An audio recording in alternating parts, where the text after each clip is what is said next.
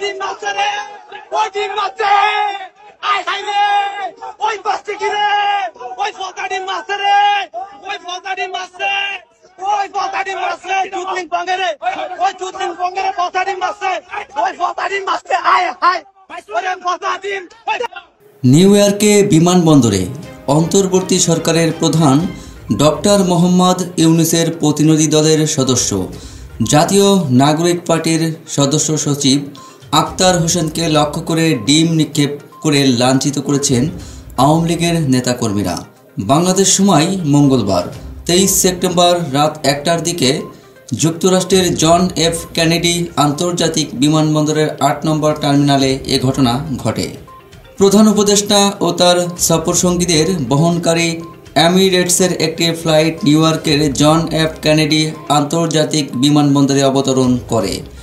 কিছুটা বিলম্বে বিমানবন্দর থেকে বের হলে বিএনপির মহাসচিব মির্জা ফখরুল ইসলাম আলমগীর, বিএনপির ভারপ্রাপ্ত চেয়ারম্যানের পররাষ্ট্র বিষয়ক উপদেষ্টা হুমায়ুন কবির, এনসিপি সদস্য সচিব আক্তার হোসেন এবং এনসিপির সিনিয়র যুগ্ম সদস্য সচিব ডাক্তার তাসনিম জানাকে ঘিরে স্লোগান দিতে থাকেন আওয়ামী লীগের নেতাকর্মীরা।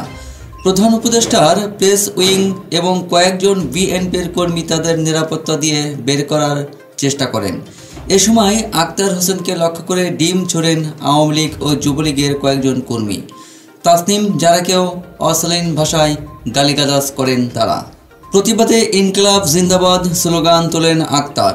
পরে পুলিশের সহযোগিতায় গাড়িযোগে বিমানবন্দর এলাকা ছাড়েন তারা। আক্তার হোসেন বলেন, আমরা সেই প্রজন্ম যারা হাসিনার গুলির সামনে মাথা নত করিনি। ভাঙা ডিমে কিছু যায় আসে না। এই ঘটনার মধ্য দিয়ে আবারও প্রমাণিত হয়েছে আওয়ামী লীগ একটা সন্ত্রাসী সংগঠন।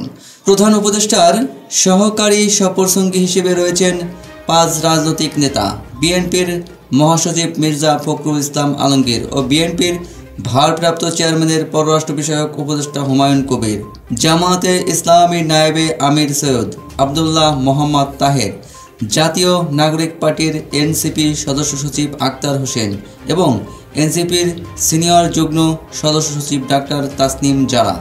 যুক্তরাষ্ট্র থেকে প্রতিনিধি দলে যোগ দেবেন জামায়াত নেতা মোহাম্মদ নকিবুর রহমান।